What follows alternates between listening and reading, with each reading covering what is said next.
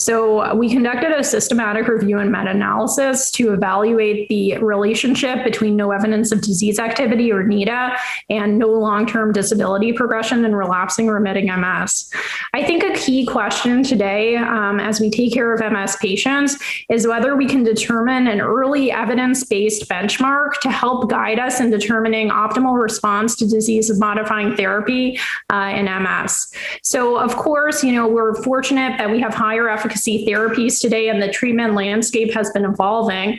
And I think there's a sense that we can aim for a higher standard in terms of disease activity than we did in the past.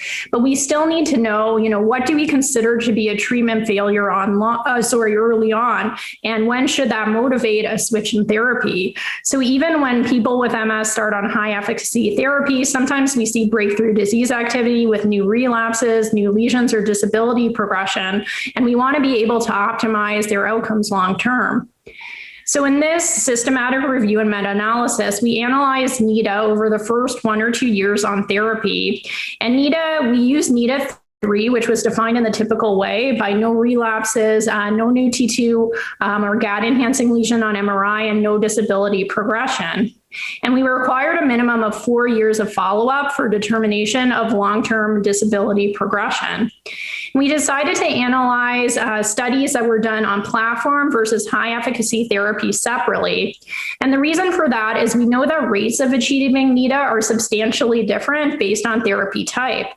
On average, we saw that about 30% of people achieve NEDA at 2 years on platform therapy compared to 50% on high efficacy therapy.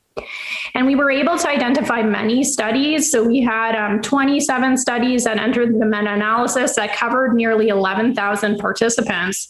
And we're also very grateful to the many investigators around the world who contributed data to this project. So what did we find? Our primary outcome was the odds ratio for no disability progression with NEDA compared to EDA, or evidence of disease activity. And we did see a significant predictive value of NEDA on both platform and high efficacy therapy. However, the odds ratios were relatively moderate in magnitude. And we do know that if somebody has a single new MRI lesion, it doesn't necessarily portend a poor prognosis. So the moderate magnitude in the odds ratio seemed to be driven by the fact that many with evidence of disease activity, or EDSS, still did relatively well long-term. However, the predictive values of NEDA were quite high. They did decline modestly over time, which I think we know occurs with extended longitudinal follow-up in MS studies. So we know that it can be very challenging long-term, over 15 to 20 years, to predict how people with MS are going to do. And I think at the end of the day, the study leaves us with the question, well, how can we improve on NEDA-3 moving forward in terms of determining an early optimal benchmark for treatment success in relapsing-remitting MS? So we have various candidates. We could consider using NEDA-3, or minimal evidence of disease activity, or MEDA, or even NEDA-2, which is clinical NEDA with no relapses or disease progression, perhaps in combination with a biomarker such as neurofilament light chain, which captures elements of neurodegeneration. And hopefully our results do provide a basis for comparing the performance of other early surrogate composite outcome measures moving forward.